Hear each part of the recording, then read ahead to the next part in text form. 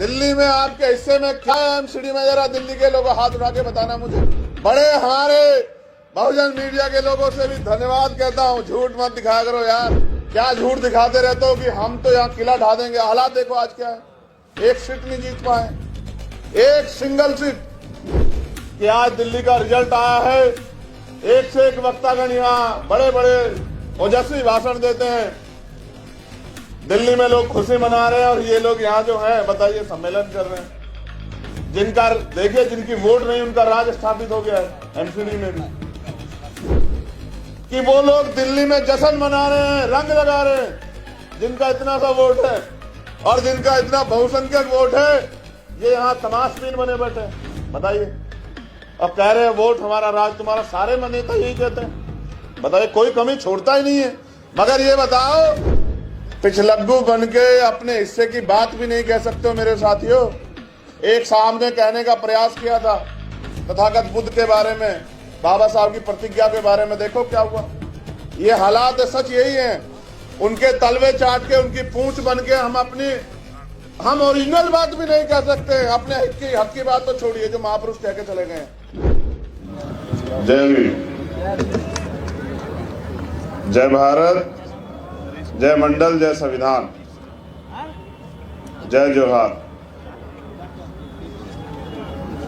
जय छत्तीसगढ़। जो कहो बोल देंगे।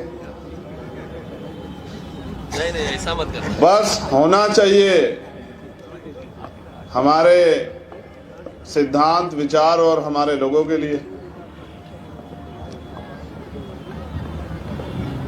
ये मैनिफेस्टो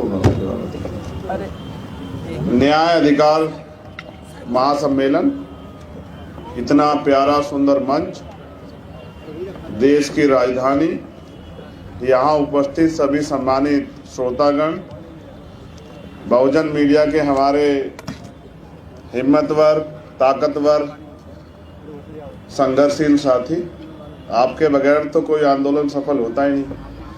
तो आपका पुनः धन्यवाद। और आप आगे ऐसे बढ़ते रहें और हमेशा जिस तरह से आप आवाज़ उठाते हैं बहुजन समाज की, ऐसे ही आवाज़ उठाते रहें। मेरी पुनः मंगल कामनाएं। कल 6 दिसंबर था, डॉक्टर बाबा साहब अम्बेडकर जी का परिनिर्वाण दिवस। मैंने सोचा कि कल का काम पूरा हो चुका, अब तो अगले साल याद करना है। तो दिल्ली में अभी क्या हो रहा है, अब तक तो ठंड का भी माहौल हो चुका, हमारे लोगों को चले जाना चाहिए था। जो जिम्मेदारी थी आपकी एक दिन की, वो तो पूरी कर दी है।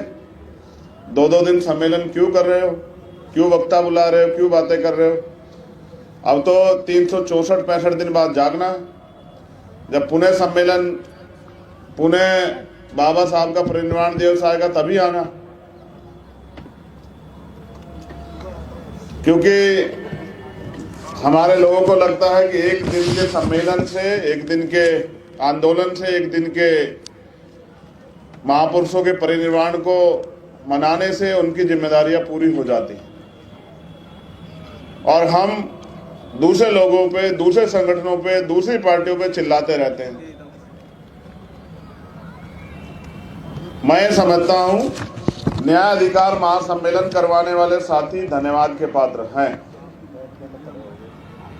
इसलिए धन्यवाद के पात्र हैं क्योंकि उन्होंने एक प्रोग्राम बना के हम लोगों को एक अवसर दिया कि हम एक मंच पे आके अपनी बात को रख सकें।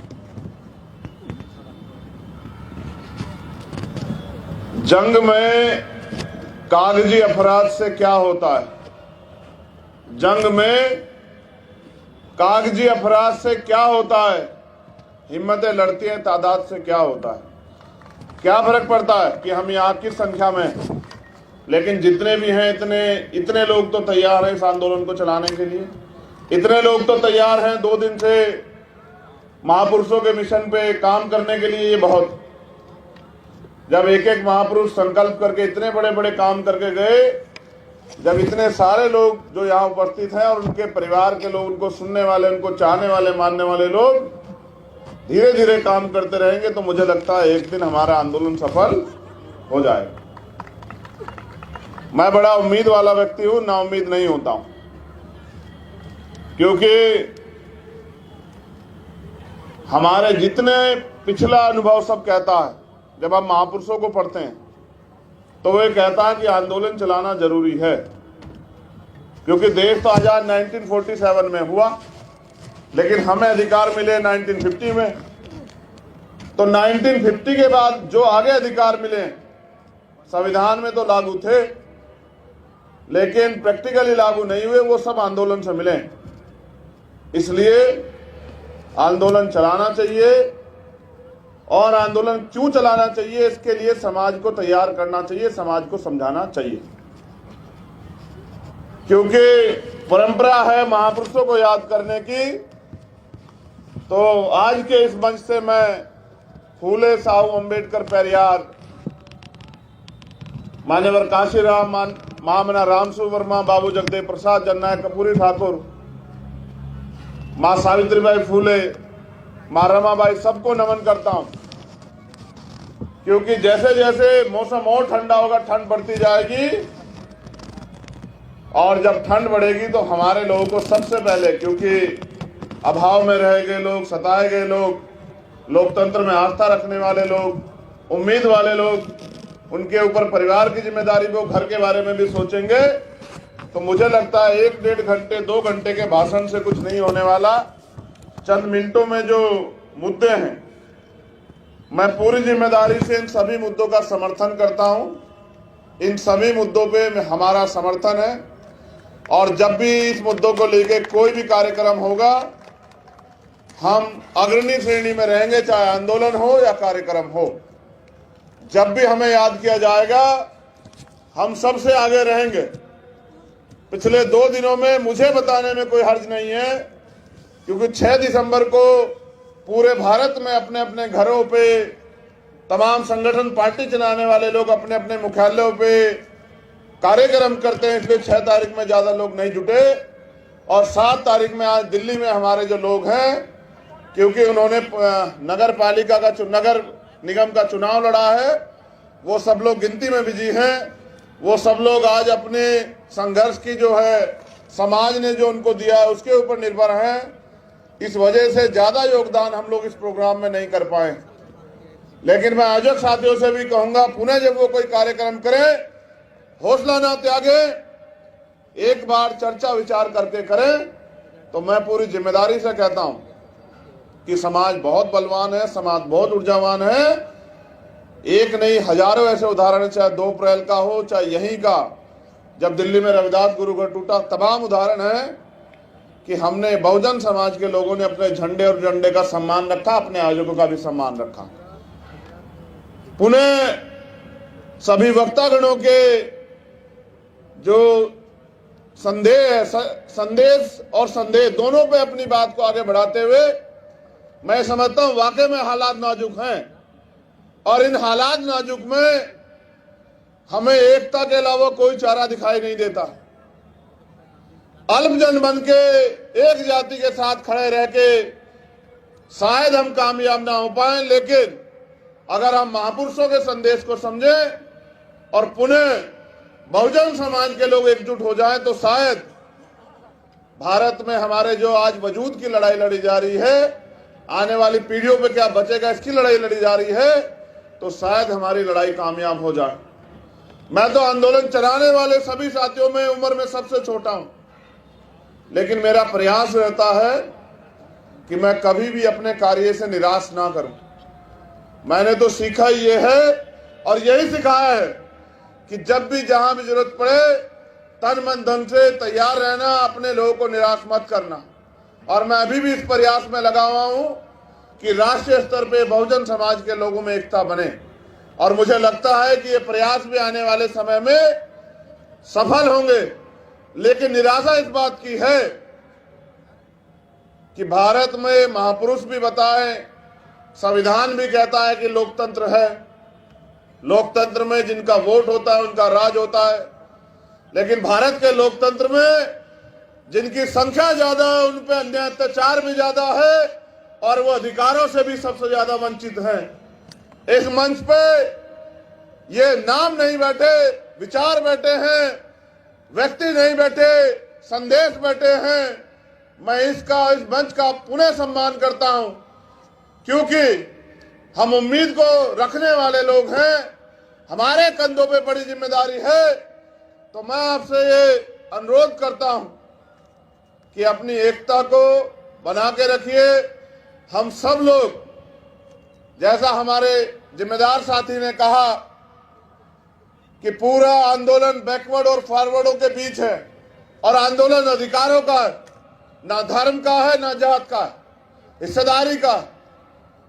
मैं इस बात को और ताकतवर तरीके से संबद्ध करता हूं कि आज के दलित और आदिवासी भी इस देश में पहले से अगर ज्योतिबा फूले को पढ़े, आधुनिक भारत में जो महापुरुष हुए हैं, या डॉक्टर बाबा साहब अम्बेडकर को पढ़े, तो उनके आंदोलन हमें शिक्षा देते हैं कि हम अतिशूद्र और शूद्र थे, हम अछूत और अतिशूद्र थे। यानी कि हम सारे ही बैकवर्ड क्लास के लोग हैं, चाहे दलित हो, आदिवासी हो, या पिछड़े वर्ग के लोग हों या माइनॉरिटी के लोग हों। तो मैं इस बात को और ताकतवर बल देता हूं कि ये पूरा आंदोलन अगड़े और पिछड़ों का आंदोलन है। और जब पिछड़े वर्ग के लोग अधिकारों के लिए लड़ने का काम करेंगे तो डंडे और झंडे के साथ हम इस आंदोलन को सींचने का काम करेंगे, क्योंकि आने वाले नस्लों को जवाब देना है। लड़ाई आपकी मेरी नहीं है, हम तो जागरूक सजग लोग हैं। आने वाली पीढ़ियों के हिस्से में क्या बचेगा? महापुरुषों ने संघर्ष से पेड़ लगाए और उसके फल हम लोग खा रहे हैं। आज अगर प्राइमरी स्कूल के हेडमास्टर का बेटा यहाँ खड़ा होकर बोलता है तो ये महापुरुषों के संघर्ष, बलिदान, त्याग के जो कारण जो हमें फल मिले हैं, जो अधिकार मिले हैं संविधान में, ये उनकी देन है। अगर वास्तविकता में ये अधिकार चले गए तो शायद कभी किसी हेडमास्टर छोड़िए IAS IPS का बेटा भी यहाँ खड़ा होकर नहीं बोल पाएगा। मैंने बड़ी मजबूती से महसूस किया और मुझे हमेशा साथियों ने प्रेरित किया कि पढ़िए, क्योंकि मेरी उम्र कम है तो मैं ये तो नहीं कह सकता मैं 30 साल से आंदोलन चला रहा हूं या 40 साल से आंदोलन चला रहा हूं या 20 साल से आंदोलन चला रहा हूं। मैंने तो जो कुछ भी सीखा इस मंच पे बैठे हुए लोगों से या महापुरुष जो लिख के गए उससे सीखा। मुझे आज भी याद है जब मैं पढ़ता हूं बाबा साहब अम्बेडकर के 1956 के स्टेटमेंट को, जो किताबों में लिखा हुआ है आगरा का, कि मैं तमाम तरह के अपमान, अन्याय, आरोप सह के इस कारवां को यहां तक लेके आ पाया हूं। अगर आप इसको आगे नहीं बढ़ा सकते तो इसको पीछे मत जाने देना मेरे बच्चों, यही मेरा आपको संदेश है। आज तो कारवां लुट चुका है। भक्ति छोड़िए साहब, हालात देखिए क्या हो गए हैं। वो जो नेता घर से बाहर नहीं निकलते उनको आपकी और मेरी परवाह नहीं। आज मजबूर है हम लोग कि न्याय जन्मसिद्ध अधिकार है, फिर भी हम रोज लाशें उठा रहे हैं। राजस्थान हो या मध्य प्रदेश या दिल्ली, मैं तो दिल्ली के लोगों को बधाई दूंगा, मेरे सम्मानित मंच, कि आज दिल्ली का रिजल्ट आया है। एक से एक वक्तागण यहाँ बड़े बड़े ओजस्वी भाषण देते हैं। दिल्ली में लोग खुशी मना रहे हैं और ये लोग यहाँ जो है बताइए सम्मेलन कर रहे हैं। जिनका देखिए, जिनकी वोट नहीं उनका राज स्थापित हो गया है MCD में भी। इनका देखिए, इनका हौसला और इनका रास्ता देखिए कि वो लोग दिल्ली में जश्न मना रहे हैं, रंग लगा रहे हैं, जिनका इतना सा वोट है और जिनका इतना बहुसंख्यक वोट है, ये यहाँ तमाशबीन बने बैठे हैं। बताइए, अब कह रहे हैं वोट हमारा राज तुम्हारा। सारे नेता यही कहते हैं। बताइए, कोई कमी छोड़ता ही नहीं है। मगर ये बताओ दिल्ली में आपके हिस्से में क्या है MCD में? जरा दिल्ली के लोगों हाथ उठा के बताना मुझे। बड़े हमारे बहुजन मीडिया के लोगों से भी धन्यवाद कहता हूं, झूठ मत दिखाया करो यार।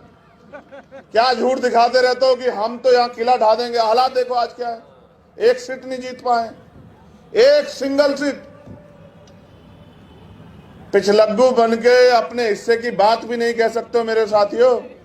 एक साहब ने कहने का प्रयास किया था तथागत बुद्ध के बारे में, बाबा साहब की प्रतिज्ञा के बारे में, देखो क्या हुआ। ये हालात है, सच यही है।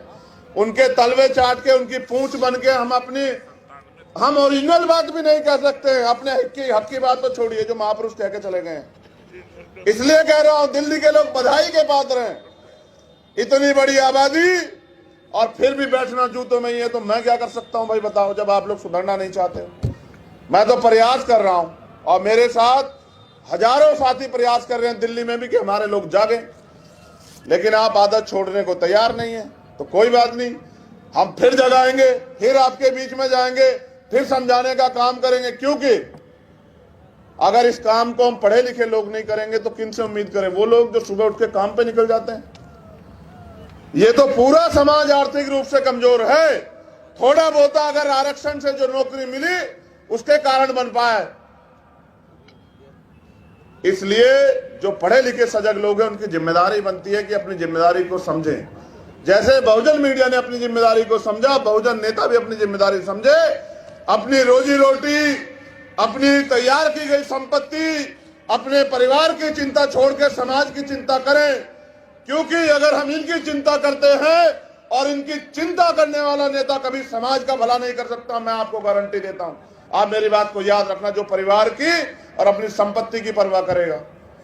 मेरे ऊपर कितने आरोप लगा लो, कितनी बुराई कर लो, कितने जो है तमाम तरह की मुसीबतें खड़े कर दो, लेकिन पूछो आने वाली पीढ़ी आपसे भी पूछेंगी। आप जहां भी हैं, जिस दल में भी हैं, वहीं बैठ के दूसरे लोगों से सीख लेके अपने समाज के बारे में सोचो। ऐ मेरे बहुजन समाज के लोगों, कारवां लुट चुका है। ईवीएम पे रोते रहो, आरक्षण पे रोते रहो, किसी और चीज पर रोते रहो। एक वोट का अधिकार बाबा साहब अम्बेडकर देके गए आपको। किस वोट से इस देश में आपका राज आएगा, और इस उम्मीद के साथ चले गए कि आने वाली पीढ़ियां समझेगी। कहा 10 डॉक्टर, 10 इंजीनियर, 10 वकील जिस समाज में तैयार हो जाएंगे, उनको कोई नहीं रोक सकता। बताओ रुके नहीं रुके हो? आज लाखों डॉक्टर, लाखों इंजीनियर, लाखों वकील हैं, मगर बताओ न्याय मिल रहा है नहीं मिल रहा है? मेरे काबिल साथी यहां बैठे हैं, कह रहे थे ईडब्ल्यूएस पे फैसला आएगा हमारे पक्ष में, और एक दो काबिल और बैठे, वो हंस भी रहे थे, कहे कि ये गुमराह कर रहे हैं, कोई फैसला नहीं आएगा। वाकई में नहीं आया। क्लोजम सिस्टम भी इसमें है, लेकिन उनको चैलेंज कहां से करोगे? उसकी ताकत बता दो कहां है। बस इस देश में सड़कों से नारे लगते हैं और कानून सदनों से बनते हैं। आप इससे बड़ा सम्मेलन करो, जिनको कुछ देना नहीं वो नहीं देंगे, लेकिन अगर आप अपनी ताकत बना लोगे और कानून बनाने की हैसियत में चले जाओगे, फिर आपके लोगों के हाथ से फैले नहीं रहेंगे। तो मैं मेरे सोए हुए बहुजन समाज के लोगों, चाहे कितनी भी निंदा करो, कितना भी विरोध करो, लेकिन हालात देखो कि आज हालात क्या है। और मेरा पूरा भरोसा है कि बाबा साहब अम्बेडकर ने एक बात कही थी कि 21वीं सदी हमारी है, ये 21वीं सदी चल रही है। हम रहे ना रहे, आप उम्मीद रखो, जो इधर बैठे हैं वो भी और जो इधर बैठे हैं वो भी, ये देश भी सलामत रहेगा, हमारा राज भी आएगा, और महापुरुषों का सपना पूरा हो। क्योंकि बाबा साहब अम्बेडकर झूठे नहीं हो सकते, उनकी औलादे झूठी हो सकती है, नालायक औलादे। सच्चे औलादे भी झूठी नहीं है और बाबा साहब अम्बेडकर भी झूठे नहीं। अगर ज्यादा लोग नहीं कर रहे हैं, कुछ तो कर रहे हैं, और जो दांव पे लगा के कर रहे हैं उनका बहुत बहुत धन्यवाद। पुनः आयोगों का धन्यवाद। इस उम्मीद के साथ कि सजग रहिए, जिम्मेदार बनिए, अपनी जिम्मेदारी को समझिए। जो महापुरुषों के आंदोलन से आपको मिला है, उसके बाद आपकी जिम्मेदारी बनती है कि समाज की जिम्मेदारी भी आपकी है। पुनः फिर मुलाकात होगी। जय भीम, जय भारत, जय मंडल, जय संविधान, जय जोहार, नीला सलाम। धन्यवाद।